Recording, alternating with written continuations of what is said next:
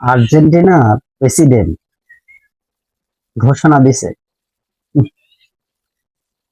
যদি শিরোপা জিততে পারে এই সকল টাকা ইসরায়েলের আহত শিশুদের জন্য দান করবে।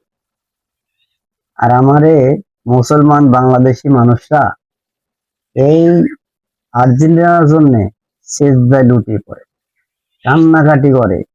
ও ভাই, আপনাকে তো দেওয়ার কথা কইল না যে বাংলাদেশের দর্শককে আমি আর কিছু টাকা দেব। হুম, কি প্রমাণ চান?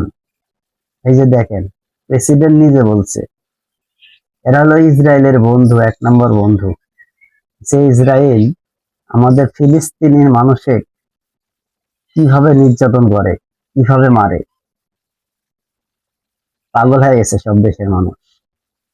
মানুষ সাপোর্ট করে, কিন্তু এইসব দেখে কিভাবে সাপোর্ট করেন আপনারা? হ্যাঁ, ব্রাজিল আর্জেন্টিনা কি ধরনের সাপোর্ট?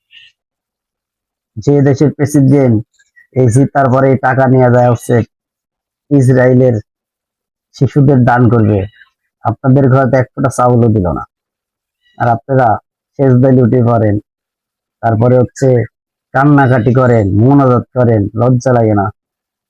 এগুলা দেখলে তো লজ্জা লাগার কথা। আরে ভাই,